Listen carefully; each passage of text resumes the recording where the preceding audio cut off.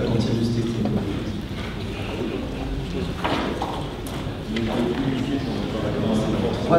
Pour voyant roulement de tambour. Et ben bonjour, bienvenue à tous. Et aux retardataires qui vont nous rejoindre dans les 40 secondes qui viennent. Bonjour, je m'appelle Laurent Bossavi. Je travaille pour une nouvelle structure qui s'appelle l'Institut Agile, nouvelle à environ un an. Vous pouvez me faire vos commentaires sur Twitter via mon nickname Morendi. C'est mon pseudo sur internet depuis illustre. Et en savoir plus sur l'Institut Agile, à l'adresse qui est là. Tout petit mot pour remercier un certain nombre d'entreprises et d'associations qui permettent à l'Institut d'exister. L'Alliance Agile, un certain nombre d'entreprises qui sont des sociétés de services, Axon, Neoxia et les amis du T7 qui sont là. Un certain nombre aussi d'entreprises qui sont des entreprises utilisatrices, parmi lesquelles on trouve Bodies. Bodies, on en parle beaucoup en ce moment. On en parle un petit peu comme du père Fouettard. C'est les méchants qui vont nous enlever notre notation AAA. Là, en l'occurrence, c'est une filiale récemment achetée par Bodies qui travaille à Grenoble et qui font les mêmes choses. Et SAMC, qui est une entreprise dans l'activité dans le domaine du bâtiment, des travaux publics, la vente de matériaux de construction. C'est les hommes en bleu. Une entreprise qui a ceci d'intéressant que la majorité de son actionnariat est salarié. Fait partie des aspects sociaux qui peuvent de temps en temps s'associer à l'agilité. La mission de l'Institut Agile, je ne vais pas en dire grand-chose, vous pouvez vous renseigner en allant sur le site, c'est de consolider un peu les connaissances autour de ces pratiques agiles, de les mieux faire connaître, de favoriser leur diffusion auprès des entreprises. Donc l'Institut Agile en soi n'a pas un objectif lucratif ou commercial, et donc peut-être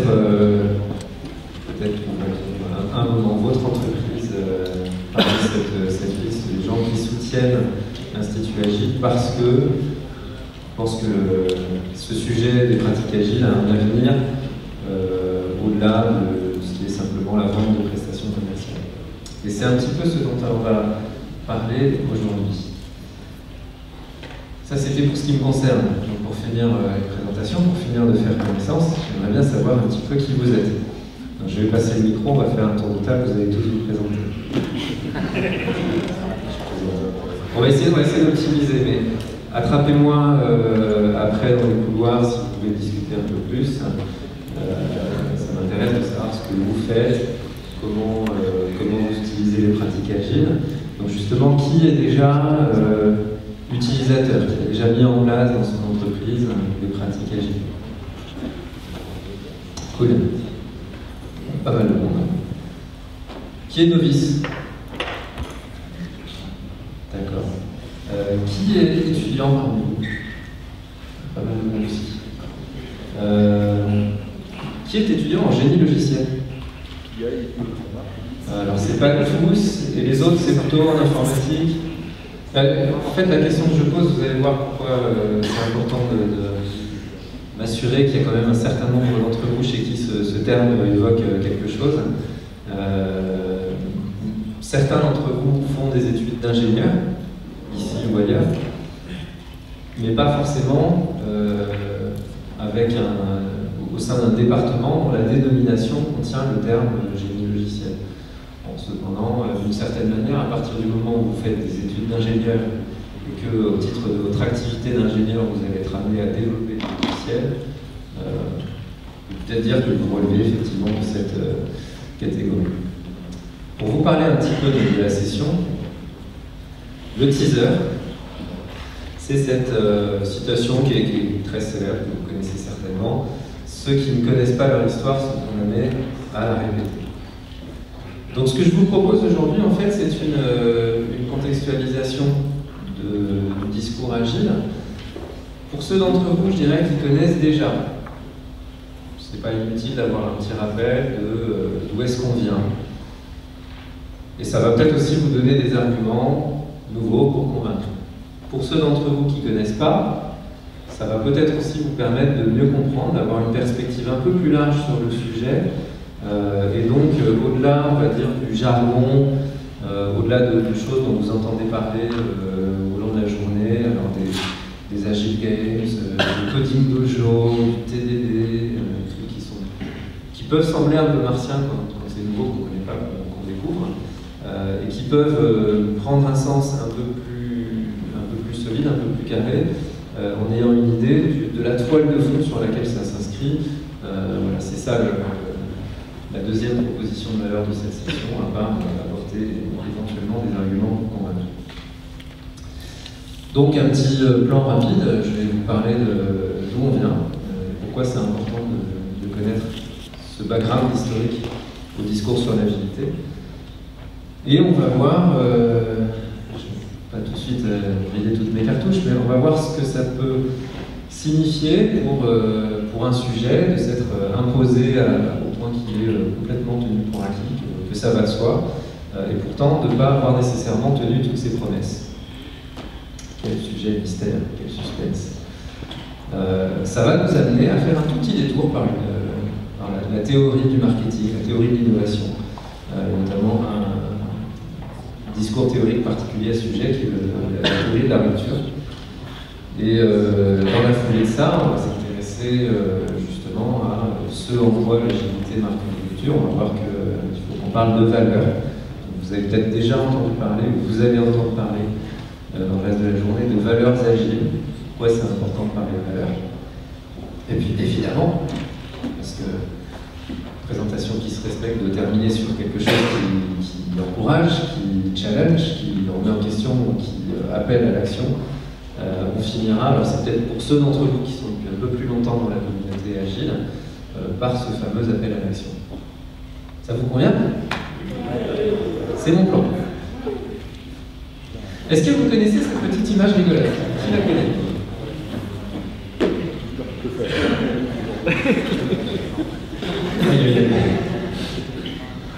On n'est pas sorti de l'auberge.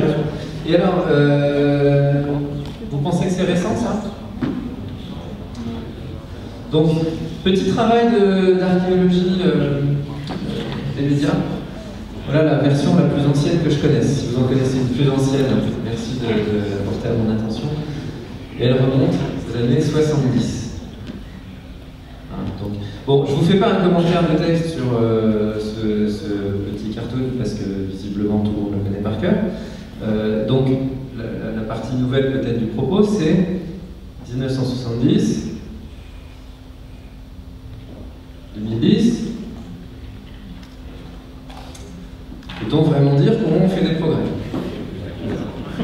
Oui, je ne vous parle pas des graphistes, hein, je vous parle de la profession à laquelle ce petit dessin renvoie, profession qui est la nôtre. Hein. Quand on dit voilà ce qui se passe typiquement sur un projet, voilà ce que demandent les gens du marketing, voilà ce que font, voilà ce que nous disent les commerciaux. Ça marche ça? Attendez, j'ai un truc assez génial. Oui, super. C'est le laser virtuel. Donc ça c'est ici vous avez engineering, c'est nous, c'est la doc produite par les ingénieurs. Bon, ça s'adresse pas évidemment que au logiciel, c'est quelque chose qui critique, qui ironise sur les professions de l'ingénierie en général, mais vous reconnaissez certainement un certain nombre de travers. On nous reproche, alors ceux qui ont la chance d'être encore étudiants, j'espère que vous allez participer à une profession qui se sera suffisamment améliorée d'ici à ce que vous rentriez dans la vie active pour que ceci soit un mauvais souvenir. Je crains d'être un peu optimiste en disant ça. Et pour ceux d'entre vous qui êtes déjà en activité depuis quelques temps, bon, ben, vous voyez, c'est des choses qui perdurent. Pas SDOC, pas conforme aux besoins des utilisateurs. Donc tout ça, ça nous ramène à la fin des années 60, début des années 70, et donc toujours dans cette logique un petit peu archéologie de la communication autour des sujets qui nous préoccupent. Je voudrais vous parler de 3 expressions qui sont contemporaines de cette image, de cette petite satire. bâtir. Et déclencher, on va dire, une réflexion sur ce que ces expressions évoquent. Alors, évidemment, le cartoon lui-même est une bonne illustration pour ce terme, la crise du logiciel, qui émerge donc vers la fin des années 60. Il y a même une date un petit peu plus précise, je vais revenir là-dessus. Et c'est un terme qui est assez flou, mais qui fait référence, on va dire, à un certain nombre de constats, de difficultés qui existent dans le domaine du logiciel. Donc c'est pas neuf. Deuxième expression, l'usine à logiciel. Qui a déjà entendu parler de ça? L'usine logicielle. Gardez la main levée. Est-ce que ceux qui n'ont pas entendu parler de ça, est-ce que vous avez par contre entendu parler d'industrialisation des développements, qui est une variante? Bon, j'essaie de faire un petit peu le recouvrement. Donc on va dire que c'est moitié-moitié. C'est une expression que vous avez pu, par exemple, croiser dans des pubs pour tel ou tel outil d'aide au développement, proposé par telle ou telle grande entreprise. Et on pourrait penser, parce qu'on l'a vu récemment, que l'expression est nouvelle. En fait, non. Elle remonte également aux mêmes années, quasiment contemporaines, quasiment simultanées, de l'expression crise du logiciel, qui elle-même naît, apparaît, se déclenche dans le discours, à peu près au même moment qu'on commence à entendre parler du génie logiciel. Et c'est pas un hasard que ces trois expressions, ces trois termes, soient contemporains. Ça recouvre, on va dire, des choses bien précises. Ce à quoi je voudrais vous amener comme réflexion, c'est la question suivante. Est-ce que, inévitablement, à partir du moment où il existe des sciences de l'ingénieur, des disciplines de l'ingénieur, des techniques d'ingénierie, tout domaine confondu, et à partir du moment où il existe un support, un matériau, quelque chose qui s'appelle le logiciel, est-ce que, obligatoirement, inévitablement, on doit aboutir à la création de quelque chose qu'on appelle le génie logiciel, ou l'ingénierie du logiciel? Dans ce cas-là, c'est une fatalité, c'est une loi de la nature. Ou bien, au contraire, est-ce qu'on peut trouver des indices qui nous permettraient de dire que le génie logiciel est une construction sociale, quelque chose qui n'est pas nécessaire, logiquement nécessaire, mais qui est à un moment construit, décidé, qui fait l'objet de négociations. Et le fait qu'à un moment s'installe dans le discours l'expression génie logiciel, c'est le reflet, on va dire, d'un succès de ces négociations pour les personnes qui sont les porteurs de cette idée du génie logiciel. C'est clair pour tout le monde ce que je dis? J'essaie de marquer cette distinction entre quelque chose qui va de soi, parce que c'est entre guillemets obligatoire, quelque chose qui ne va pas de soi, mais qui va être suffisamment bien marqueté pour que ensuite, à partir de ce moment-là, tout le monde se dise oui, ça va être sur nous. Bon, il se trouve que si vous écoutez non seulement les historiens, mais aussi les enseignants, les gens qui parlent un petit peu des aspects historiques du génie logiciel, tout le monde est d'accord à peu près pour identifier la naissance du sujet à une conférence bien précise en 1968, organisée sous l'égide de l'OTAN, en Allemagne, en Bavière, plus précisément d'une petite station de ski qui s'appelle Garmisch-Partenkirchen. C'est pas si difficile que ça à prononcer. Et qui réunit 50 des plus grands experts du moment sur le sujet, des gens qui se sont distingués par des projets extrêmement visibles, extrêmement bien réputés. Donc c'est un peu, si vous voulez, en caricaturant mais à peine, c'est un peu les Google, les Peter Norvig de l'époque. C'est des gens qui ont un crédit important dans leur communauté. Il y a quelque chose qui est particulièrement intéressant avec cette conférence de 1968 et celle qui la suit l'année d'après, c'est que les actes de ces deux conférences sont disponibles sur le web en version PDF, indexés. C'est pas juste un scan qu'on a uploadé comme ça à partir d'un tapuscrit. c'est vraiment quelqu'un qui s'est donné du mal pour les retranscrire, les mettre dans un PDF. Vous pouvez faire des recherches, elles sont indexées. Donc c'est vraiment un matériau extrêmement intéressant sur le plan historique. Je vous invite à les consulter. Et quand on se penche là-dessus, on en apprend belle. Ça, c'est par exemple une citation qui va intéresser certains agilistes ou certaines personnes qui font de l'objet de longue date et qui se sont intéressés au design pattern. Vous savez, ou vous ne savez pas, que les design patterns sont une idée en fait qui trouve son origine dans les travaux d'un architecte qui s'appelle Peter Alexander, un architecte en bâtiment. Je précise, on s'est arrogé le terme d'architecte dans la profession du logiciel d'une manière qui est un petit peu intéressante, qui fait aussi un peu grincer les dents en dehors de notre profession. Et en fait, cette référence aux travaux d'Alexander comme étant pertinent pour notre profession, on a longtemps cru que c'était des gens comme Kelbeck qui l'avaient découvert, Christopher Alexander, et qui l'avait fait découvrir aux gens du logiciel. Et en fait, Peter Moore, donc, qui en 1968 insiste bien sur ce point dans les actes de la conférence. Ça, c'est un peu une petite surprise qu'on peut découvrir en réalisant ces textes. Bon, qui connaissait Christopher Alexander? Oula, c'est vraiment l'élite. Mais comme quoi, on aurait pu lire bien avant ces documents historiques, on y aurait trouvé des choses intéressantes, on aurait peut-être évité de perdre 20 ans avant de redécouvrir ce monsieur qui s'est avéré si intéressant par la suite. Bon, ça c'est l'histoire, on va dire, ancienne du génie logiciel. Malheureusement, j'ai pas le temps de vous faire un cours détaillé, et pourtant il y aurait vraiment des choses intéressantes à dire sur les décennies qui suivent, la décennie 70, la décennie 80 qui est à la fois celle de l'informatique personnelle et la décennie où on décide de mettre l'utilisateur au centre du processus. Donc très rapidement, la décennie des années 90, c'est la montée en puissance de l'Internet. Les années 2000, c'est, on va dire, la décennie de l'agilité. Ça, évidemment, je vais y revenir. Donc malheureusement, je vais passer sous silence un certain nombre de sujets intéressants. Là où je voudrais en venir, c'est sur l'évaluation qu'on fait actuellement, qu'on sera en mesure de faire actuellement, du sujet génie logiciel. Donc on faisait le constat tout à l'heure ensemble que, à l'époque, le sujet génie logiciel, il est porté par ce qu'on va appeler une rhétorique de crise.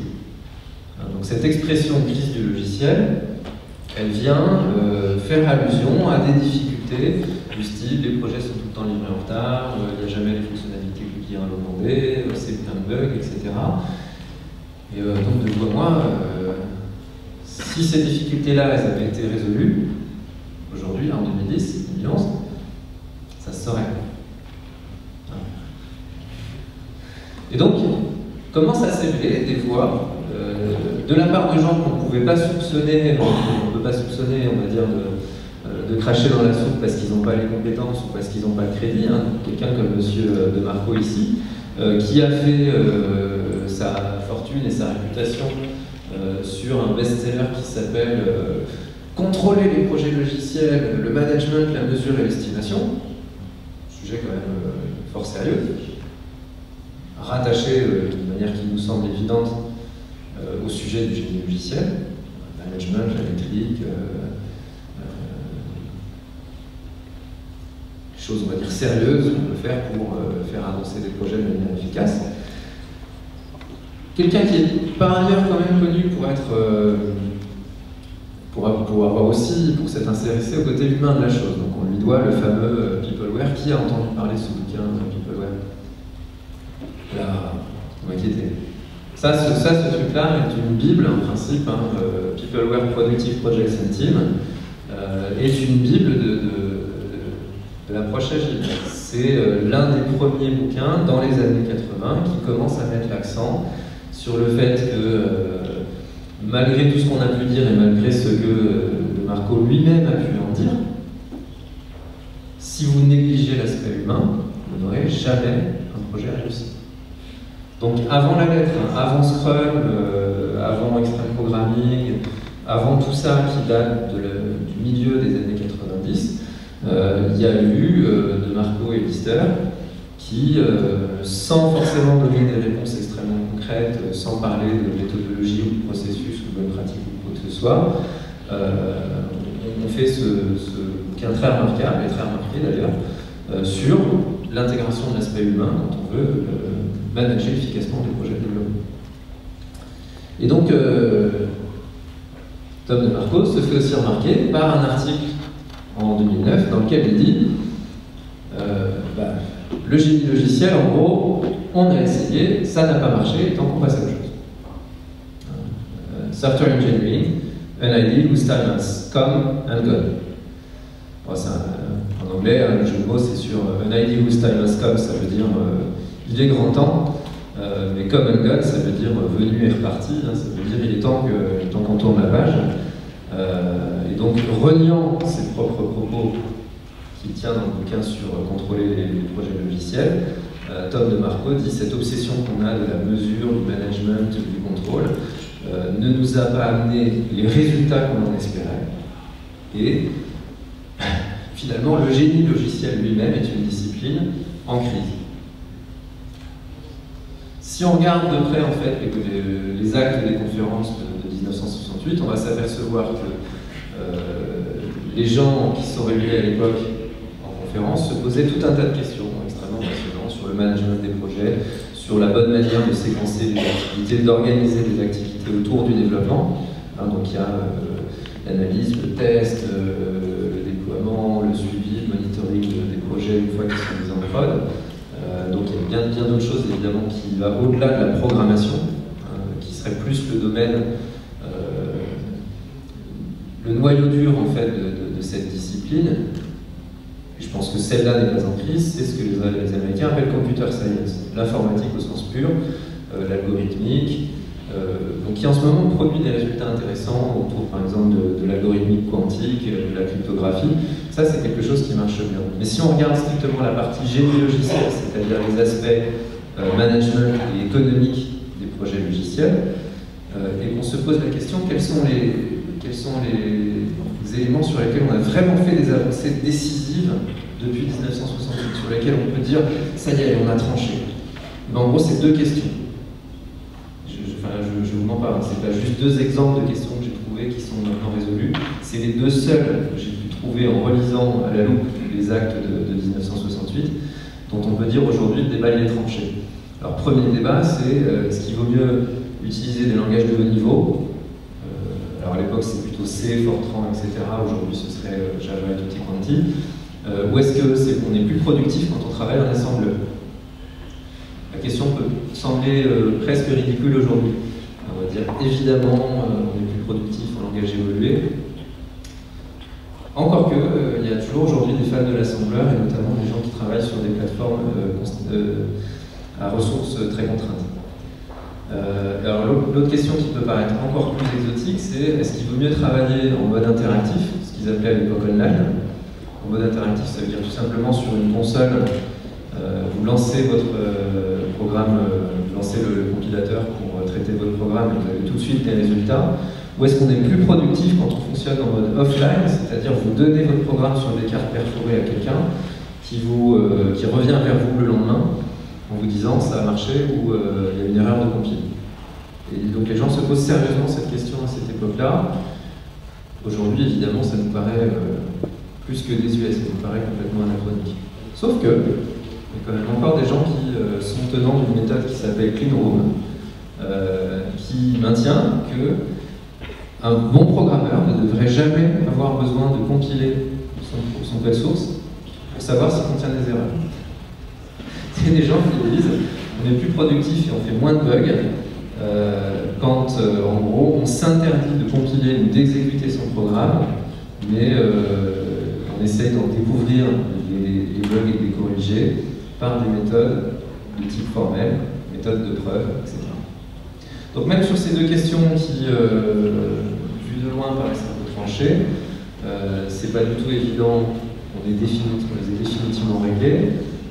Et à peu près toutes les autres questions qui pouvaient se poser à l'époque de la conférence de 1968 sont malheureusement aujourd'hui encore des questions ouvertes. Et est-ce qu'on est même d'accord sur l'idée qu'il y a une crise du logiciel?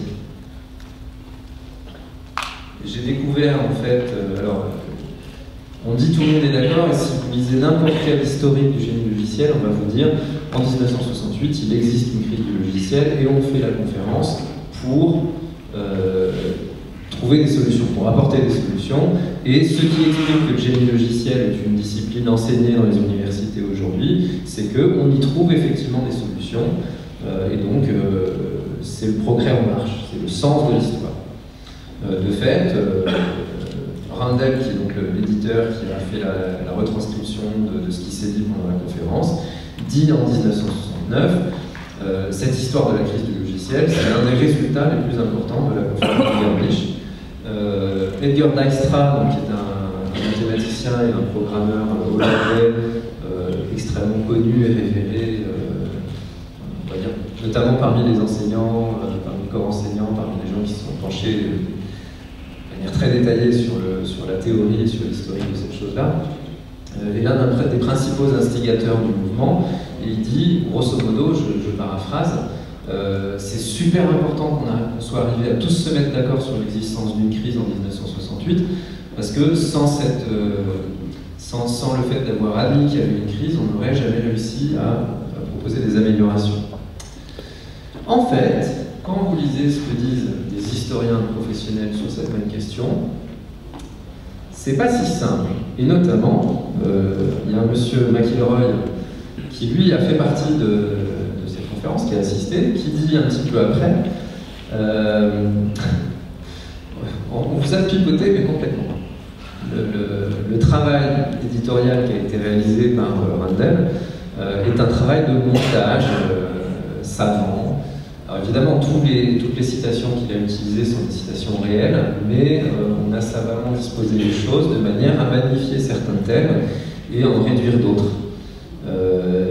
Il faut savoir par exemple qu'en 1968, et pour ceux d'entre vous qui suivent ce qui se passe dans le mouvement Sagile et qui ont notamment regardé du côté de ce qu'on appelle le mouvement des artisans du logiciel, il y a des gens qui ça évoque quelque chose, ça, les artisans du logiciel, software craftsmen.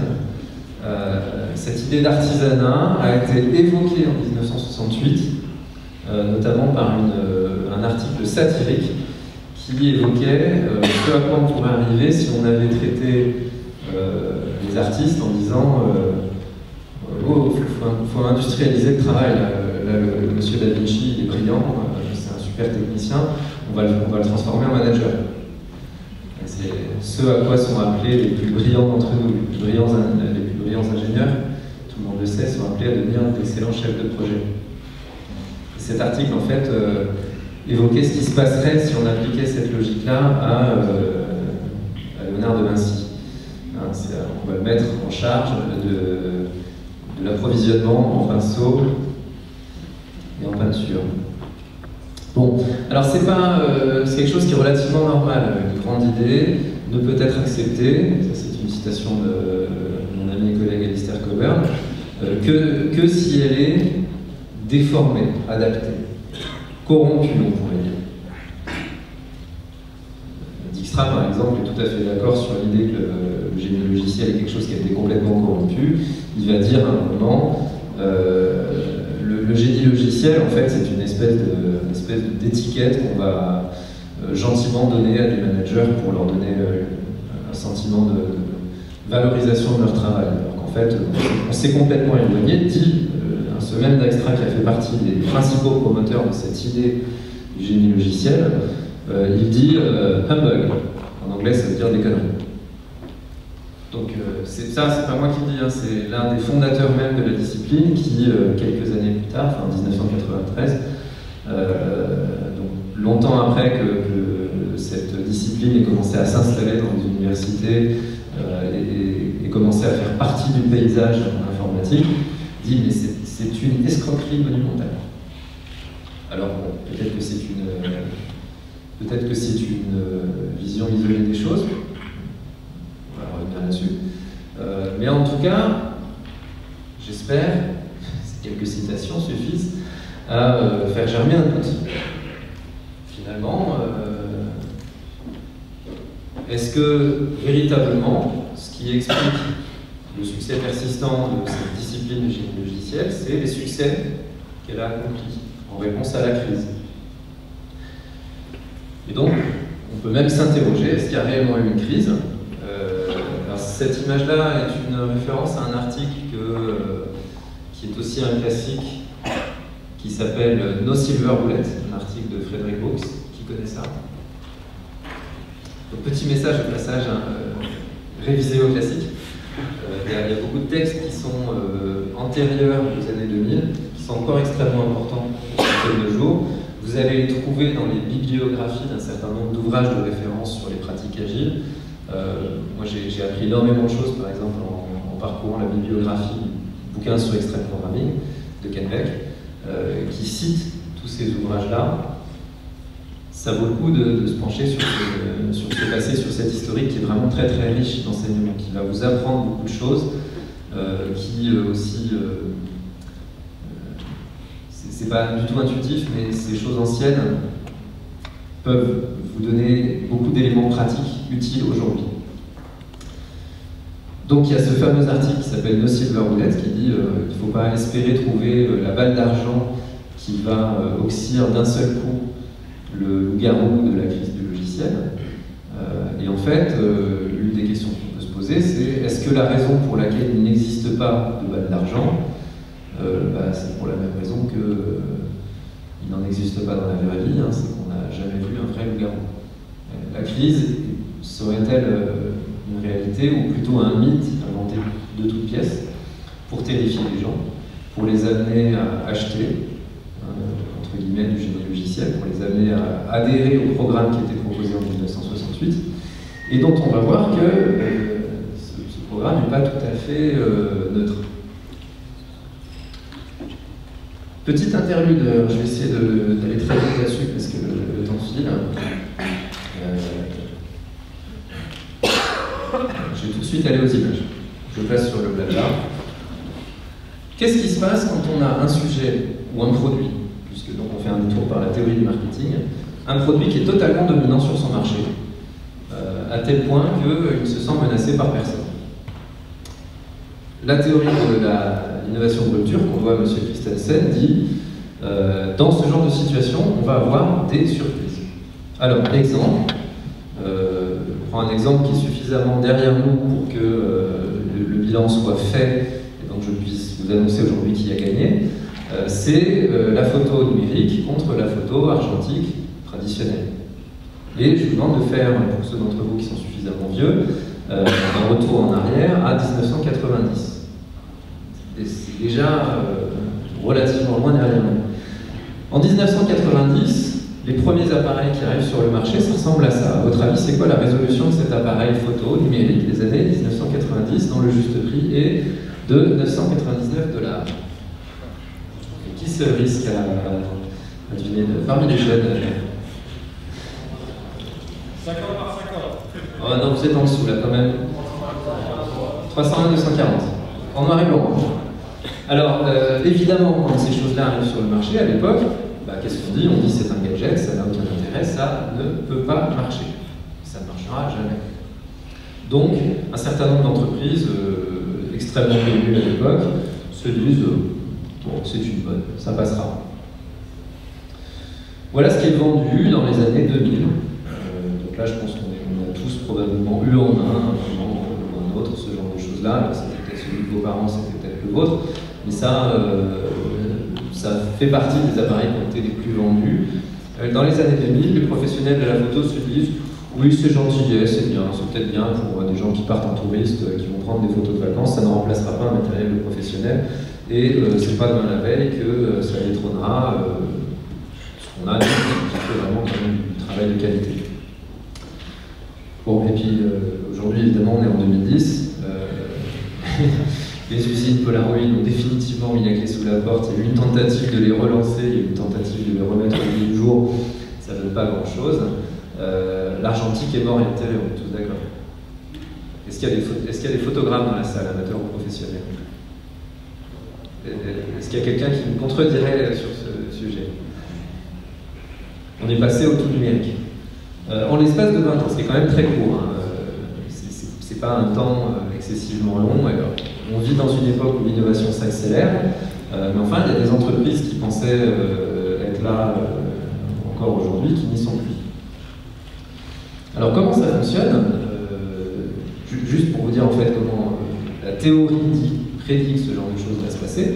En fait, le produit dominant, je dirais, souffre d'un excès de confiance sur ces critères de performance qui font qu'il reste le produit dominant. Donc on dit que l'innovation rupture, c'est avant tout une question de valeur. Le produit innovant qui vient, entre guillemets, par le bas, l'image c'est celle du petit poisson qui arrive des profondeurs et qui s'attaque à la partie molle du ventre du plus gros poisson. Oui, il est tout nul, ce produit innovant, par beaucoup de critères, mais ce qui compte, c'est que même s'il est nul, quand on l'évalue sous le filtre des critères de performance du produit dominant, il présente des avantages à un petit marché de niche. Et c'est au sein de ce petit marché de niche que le produit qui porte une innovation de rupture va se développer, va faire son trou, et petit à petit va combler l'écart qui sépare du produit dominant. Donc si on transpose un petit peu cette idée-là au débat qui, à mon sens, oppose actuellement le génie logiciel contre les pratiques agiles, comment ça va se manifester? À votre avis, c'est quoi la valeur, le schéma de valeur, le critère, si on devait le réduire à un mot, d'après lequel la discipline du génie logiciel telle qu'elle a été conçue à la fin des années 60 et, à mon sens, est encore véhiculée aujourd'hui, reste dominant? Qu'est-ce que ça promet, le discours classique, on va dire, du génie logiciel?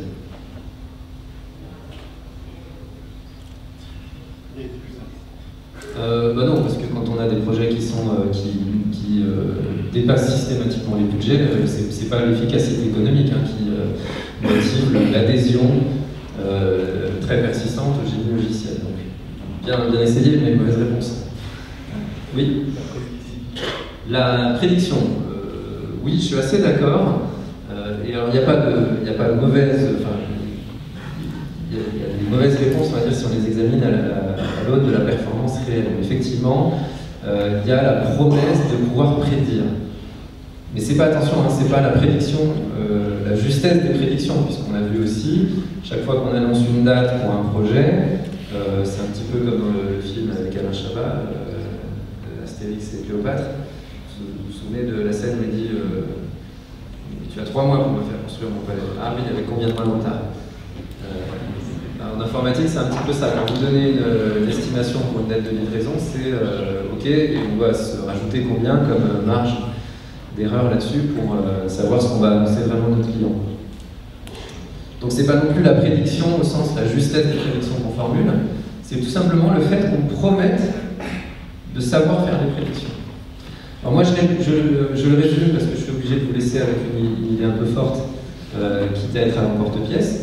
Le critère dominant qui explique le succès persistant du génie logiciel, c'est la promesse de contrôle. Donc c'est en ça que les pratiques agiles jouent un rôle de challenger. Au lieu d'aller dans le sens de cette promesse de contrôle qui est un peu le fond de commerce du génie logiciel depuis les années 70, on a dans l'agilité une philosophie du lâcher-prise qui dit on ne va pas forcément garder les gens à leur place, on ne va pas forcément pouvoir garantir que chacun ait son rôle et le surveiller, voire le fliquer pour s'assurer qu'il le fasse bien. On va au contraire essayer d'exploiter, de faire se libérer la créativité des gens, leur autonomie, leur sens de l'initiative. On va non pas seulement se concentrer sur les aspects formalistes, formels ou formalisables du génie logiciel, à à savoir ces aspects mathématiques, hein, ce sur quoi comptait beaucoup d'extra dans les premières années. On va également regarder du côté des facteurs humains. Et c'est pas juste une question de dire ouais, tout le monde il est beau, tout le monde il est gentil, l'humain c'est bien, c'est pas une approche baba cool comme j'ai pu le lire dans le titre d'un article récemment paru qui citait un de mes collègues. Je pense que c'est le journaliste qui a fait une erreur, qui a cité des choses qui auraient dû rester off. C'est une approche qui s'intéresse au côté humain, mais sur des bases, malgré tout, scientifiques. Donc, quelles sont les sciences qui s'intéressent à l'humain, et notamment aux limitations, puisque c'est ça qui peut poser problème dans un projet, aux limitations de l'esprit humain, aux limitations du cerveau humain, ce sont tout ce qu'on appelle les sciences cognitives. Alors, la psychologie, la sociopsychologie, les sciences cognitives basées sur la théorie de l'évolution, qui ont connu un net succès également depuis les années 60, et, pour une raison qui me dépasse un peu, le génie logiciel en tant que discipline scientifique, en tant que discipline universitaire, et si on regarde ce qui en ressort dans les programmes pédagogiques, dans les enseignements qu'on nous propose, a l'air de se désintéresser à peu près complètement de ces disciplines qui sont pourtant extrêmement pertinentes pour réussir un projet. Donc c'est ça, c'est là-dessus que l'approche agile se place également en rupture. Elle évite aussi ce qui est, on a vu une caractéristique depuis longtemps du génie logiciel, on va dire dans sa version traditionnelle, qui est une approche tayloriste de la division du travail dans l'entreprise, dans laquelle chacun va avoir sa spécialité. On va faire des études pour savoir quel est le degré de performance optimal qu'on peut attendre de chaque individu, indépendamment de ses préférences ou autres. Et c'est pour ça que l'image sur laquelle j'ai démarré, une des images sur laquelle j'ai démarré cet exposé, c'est celle de Chaplin dans les temps modernes, qui représente un petit peu la démonstration par l'absurde des limites de cette approche tayloriste. Donc de la même manière que je vous ai montré en 1990 un produit dont tout le monde dit ouais, ça peut pas marcher, c'est qu'une mode, ça va passer, laissons filer et on verra ce qu'il en restera dans 10 ans. On a un petit peu, avec un décalage dans le temps, la même chose vis-à-vis de, par exemple, Extreme Programming ou Scrum qui disent comment on fait une planification de projet. On fait ça sur un coin de table avec tous les gens qui sont impliqués dans le projet, on les met autour d'une même table et on les fait manipuler des post-it ou des fiches cartonnées en disant bah, à gauche on met ce qui est important, ce qu'on veut faire en premier, à droite on met ce qu'on fera en dernier qui ne sera éventuellement pas fait si on n'a pas le temps. C'est comme ça qu'on va fonctionner. On a des équipes qui s'amusent, alors ça aussi c'est un truc qui fait doucement réguler, ça ne marchera jamais. C'est du délire. Donc les gens qui ont branché leur plateforme d'intégration continue à des petites lampes de type lava-lampe, et donc quand le build échoue, ça déclenche une lampe rouge, et quand le build a fait une bonne intégration, ça déclenche une lampe verte. Trop fun. Oui, sauf que, un petit peu dans la même logique que 10 ans après les premiers appareils, on dit ah oui, mais ça marchera peut-être pour les photos de vacances. Sauf que maintenant, par exemple, l'intégration continue, c'est devenu beaucoup plus un outil industriel. Là, c'est ce qu'on peut voir par exemple dans l'open space. Je suis sûr qu'il y a des gens dans la salle qui ont un équivalent chez eux ou qui ont eu dans leurs équipes un équivalent. Un tableau d'intégration continue, un moniteur dédié à l'affichage du statut d'intégration continue. Qui a ça? Ou a vu ça? Jonathan, merci, je savais qu'il y avait vraiment une personne, il y en a d'autres. Bon, ça, voilà, ça on est peut-être encore sur des choses un peu cutting-edge. Et si on se rapproche, si on se voit un peu là-dessus, chaque petit carré représente le statut d'un module, donc d'un composant logiciel, affiché en vert si tous les tests ont passé, et qui va déclencher une alerte en rouge si les tests ont échoué. Choses qui sont quand même susceptibles, et les retours d'expérience sont là pour le confirmer, de donner un retour d'information extrêmement rapide sur ce qui se passe dans le logiciel. L'autre chose, c'est que le discours agile connaît une expansion permanente. Alors ça, c'est quelque chose qui m'énerve particulièrement parce que je suis sûr que ça transparaît d'ailleurs encore dans certaines présentations que vous avez pu voir aujourd'hui ou auxquelles vous allez assister ou des articles que vous allez pouvoir lire. On parle d'agile comme si c'était en gros XP et Scrum. Mais ça, c'est une ignorance de l'historique des choses. XP et Scrum, c'est Agile version, on va dire, 2001. Depuis, le sujet n'a pas cessé d'augmenter dans son périmètre. Le nombre de choses qu'il essaye d'embarquer, auxquelles il essaye de donner des réponses et des solutions. Donc au début, le champ d'application du sujet Agile, c'était des toutes petites équipes travaillant sur des projets from scratch. Il fallait dans la même pièce, et c'était XP et Scrum. Mais progressivement, il y a eu, parce que des gens disaient oui, mais c'est un petit peu limité, nous on a des questions de maintenance, nous on a des questions d'ergonomie, nous ceci, cela, on a commencé à intégrer dans le moule Agile un certain nombre de bonnes idées qu'on trouvait dans d'autres disciplines. Je vais citer par exemple le persona, les personas, l'approche Kanban, l'approche Lean ou l'approche DevOps. Au point que maintenant, si on veut faire une cartographie réellement complète de ce que sont les pratiques agiles, ça devient impossible de le faire en 5 ou 6 minutes comme on peut vous le faire dans une introduction à Scrum ou Extreme Programming. Il y a environ 60, et encore c'est une approche qui s'intéresse au noyau dur de ces pratiques agiles, qu'il faut commencer par à les organiser, à essayer de découper un petit peu pour dire...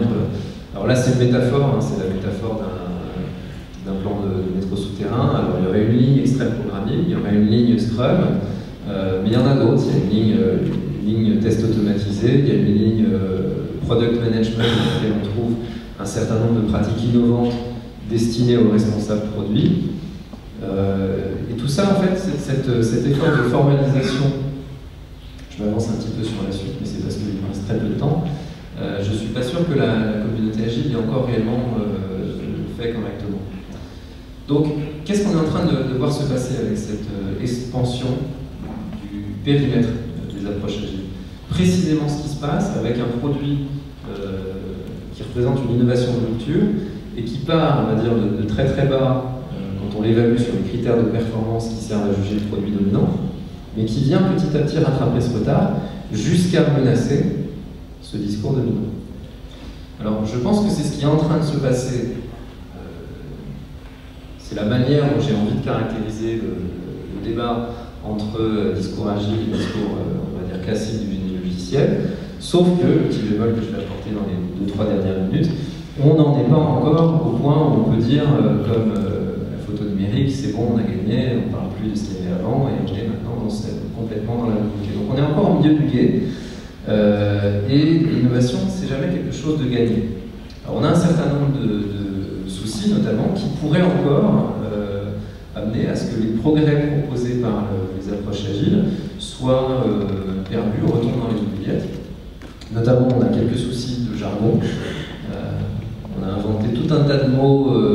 Dans certains cas, on a réinventé des mots pour dire des concepts qui existaient déjà. Et ça, c'est pas une très bonne manière de se faire comprendre.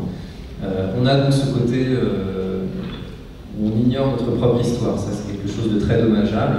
Donc, notamment, je vous encourage à être un peu attentif quand on vous présente aujourd'hui l'approche agile. C'est pas uniquement Scrum et Extreme Programming, c'est pas uniquement les 12 pratiques d'Extreme Programming plus les quelques-unes qui sont dans Scrum, 5 ou 6, un Scrum étant extrêmement minimaliste. Ça va nettement au-delà. Donc n'hésitez pas à interroger les gens qui vous en parlent en disant et DevOps, et Lean, et Kanban, etc. Parlez-nous aussi de ça.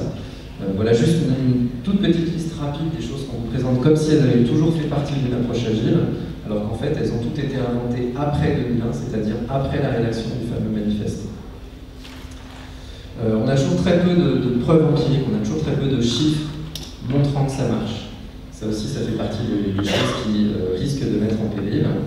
On a toujours très peu de billes sur la contractualisation de l'approche. Une chose, comme on est ici dans une école d'ingénieurs sur laquelle je vais un petit peu plus insister, c'est absolument indispensable que le sujet agile ne reste pas la propriété, on va dire, d'une petite élite au sein d'une communauté de professionnels en exercice, mais qu'il s'échappe de ce précaré pour rentrer dans les programmes d'enseignement du supérieur, des universités et des écoles d'ingénieurs. On m'a dit que l'équipe d'Agile Tour, par exemple, n'a pas forcément des contacts extrêmement développés avec les équipes enseignantes qui sont ici. Pour moi, ça me paraît paradoxal. Il devrait y avoir un rapport beaucoup plus organique entre la communauté Agile, le monde enseignant, vous qui êtes là en tant qu'étudiant, de manière à corriger un anti-pattern que j'ai fréquemment rencontré au travail, qui est des jeunes diplômés qui viennent rejoindre une équipe Agile et à qui on dit, entre guillemets, je ne prends pas de gants, je dis des choses un peu à porte-pièce, ce que vous avez appris pendant vos études, maintenant il faut le désapprendre parce que nous on pratique autre chose. Quelle perte de temps, quoi. Si vous avez passé 4 ans à faire des études, c'est pas pour tout désapprendre une fois que vous rentrez en entreprise. Il y a un décalage permanent entre ce qu'on vous enseigne pendant les cours et ce qui se passe réellement dans la réalité pendant les stages. Alors ce qui va peut-être vous sauver, c'est que ce décalage devenant de plus en plus apparent pour les enseignants, on fait un espèce d'appel d'air en demandant aux enseignants de se rencarder sur la méthode Agile qui, à leur tour, viennent demander aux experts agilistes que nous sommes, les orateurs d'aujourd'hui, de venir les aider à transmettre. Donc ça, c'est quelque chose qui est en train de bouger. Pour ceux qui vont voir sur le site de l'Institut Agile, il y a une rencontre le 9 novembre à Paris qui sera sur ce thème. Voilà, je vais m'arrêter là, c'est la fin de ma timebox, en vous remerciant. Est-ce qu'on peut quand même prendre deux, trois questions? Bon, de toute façon, je déclare terminé cet exposé. Merci à tous.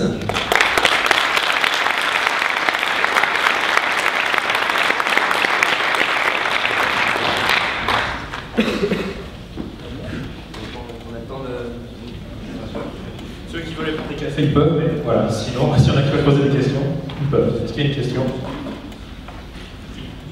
En fait, on va peut-être été. Pas de question, on a fait un café en fait. 50 minutes, hein, c'est 10 minutes de moins que ce que j'ai d'habitude, donc c'est les 10 minutes qui manquent pour les questions-réponses. Ceux qui auraient envie de prolonger un petit peu la conversation tout en laissant partir les autres, vous pouvez aussi vous rapprocher et faire un petit peu ici. Alors, juste pour dire que c'est intéressant ce que vous dites là, que lorsque les ingénieurs arrivent dans l'entreprise, on leur dit désapprenez ce que vous avez appris parce qu'il y a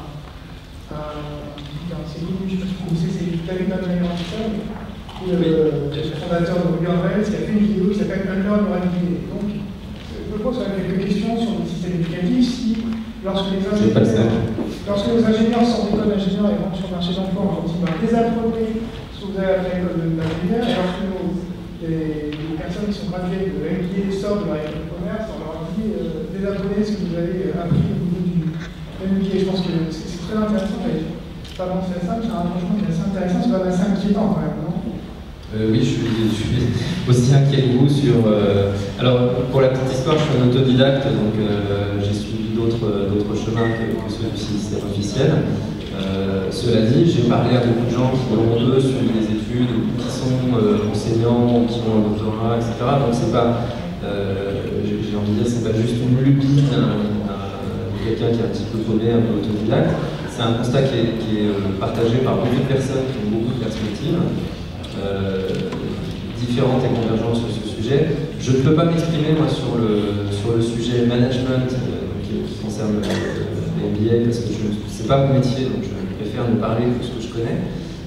Mais effectivement, l'impression que j'ai eue, et j'ai pas mal de conversations très régulièrement qui corroborent ça, c'est que l'informatique est un petit peu un domaine d'exception de ce point de vue-là, où contrairement à ce qui peut se passer dans d'autres domaines, la recherche et l'enseignement courent derrière, mais assez loin derrière, ce qui se passe dans la pratique sur le terrain.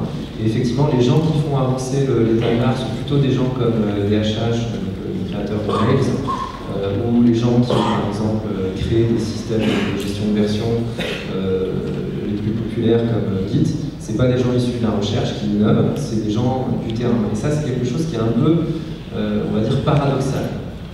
Donc, est-ce qu'il faut s'inquiéter sur le système éducatif? Je ne sais pas, mais est-ce qu'il faut réfléchir? Je pense que oui.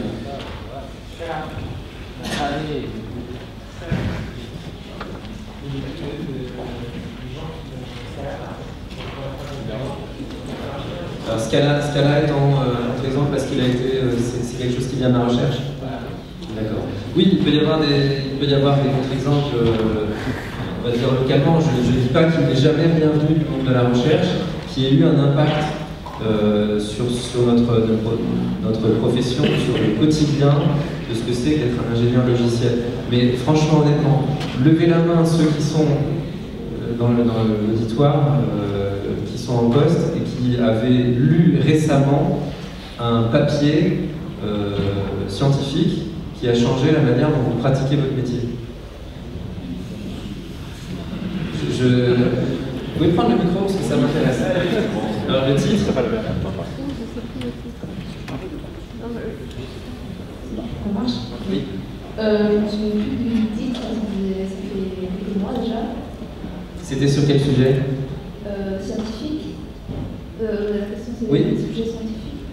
Je ne me souviens plus. Enfin, je sais, ça m'avait un peu marqué et ça m'avait fait réfléchir à la façon dont je pratiquais ma méthode. D'accord. Quelle revue? Vous vous souvenez dans quelle revue c'était publié? Non. C'était. Enfin, j'étais sur Internet, j'étais passée sur. D'accord, bon. Donc, une preuve par l'existence, au moins d'un papier marquant, peut-être pas mémorable au sens où. Mais faites un effort pour retrouver, venez m'en parler alors, parce que ça m'intéresse, malgré, on va dire, un certain pessimisme que je peux avoir par rapport à ça.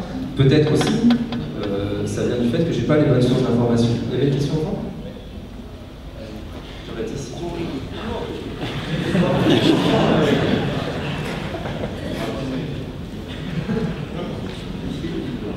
Est-ce que vous ne pensez pas que l'intégration de l'agilité dans PMI, c'est pas un peu justement la reconnaissance de tout cet univers et cette communauté? En un mot, non.